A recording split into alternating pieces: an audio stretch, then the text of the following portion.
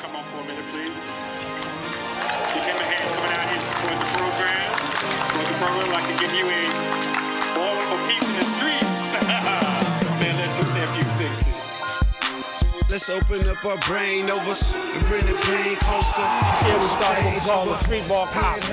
We got the highway patrol, deputy sheriffs, parole agents, probation officers, and also the LAPD to put together a team and go to some of the high crime areas and talk to some of the gang members about safety, protection, providing them with educational services, health services, and also employment. We also invited some of the street ball celebrities to come and help us out.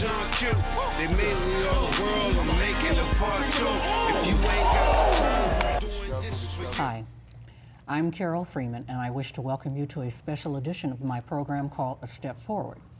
The program, as you know, is designed to help those in social services and those who serve the community in any way, and to let the community know that they're there and what they have to offer.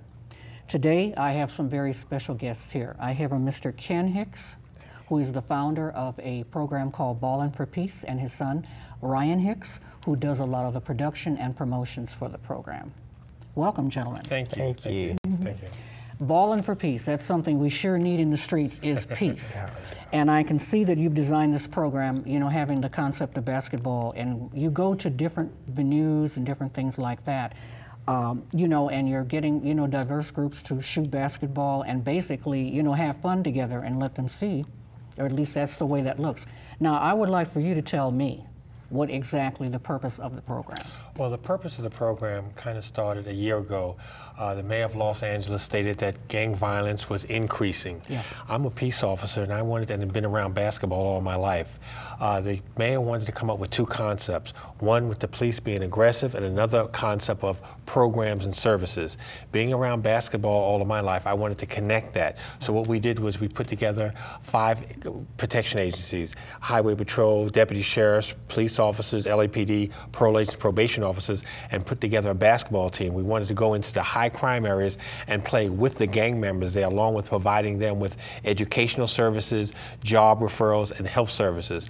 My son Ryan came up with the idea of mixing the street ball celebrities with the street ball cops and going into these areas and playing a game, and along with putting the gang members there to make it fun, slam dunks, behind the back passing, this, that, and other thing, and going in there and providing them with this kind of service, but providing them with the employment referrals, health services, and also educational grants and scholarships. And that was the hook, to get their attention first and then provide them with this kind of thing to see that there's an option, an alternate alternative to gang violence and crime. I see, basically.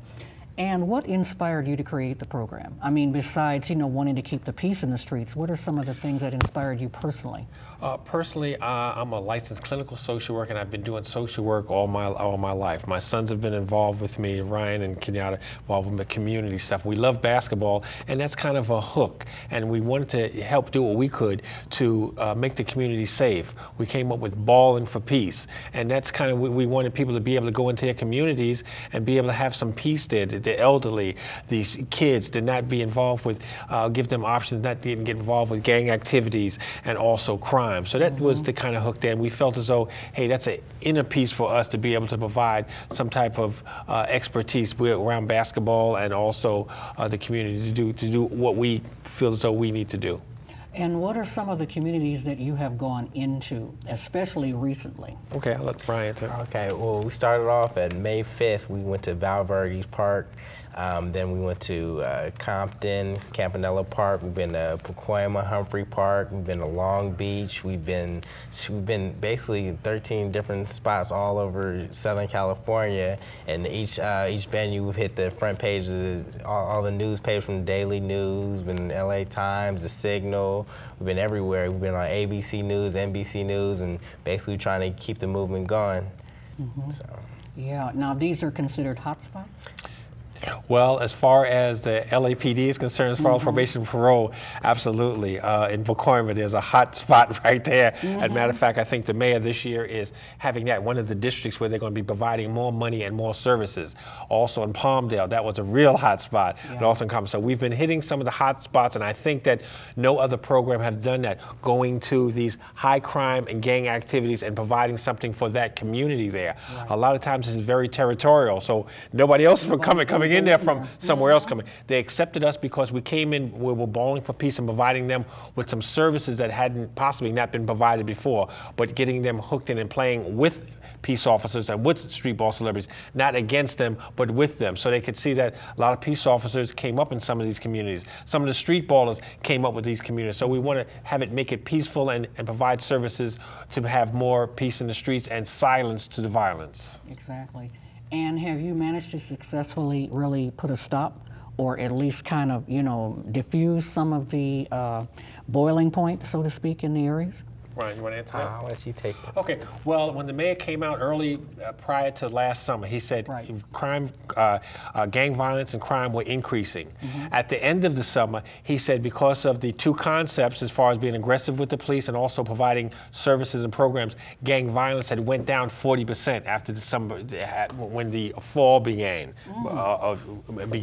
So we did do our part, and that's what we're trying to do, is continue that. We had no grants or scholarships, so most of the young guys that were playing with, you know, paying gas money and come out of their pockets to provide T-shirts and free things for the kids and the at-risk group, which was from 10 to 15, giving them alternatives so they can see, hey, listen, these guys came out there and did this for us. We need to try to do some positive stuff in the community. So we didn't get any grants or any scholarships, and that's what we're trying to do to keep the program going this year. If anybody would like to contribute, that's fine. But, you know, they gave all of their time and didn't ask for anything.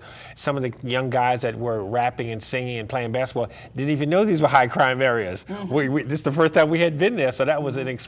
But it was a blissful one because we did what we could to stop the gang violence and bring peace to the streets.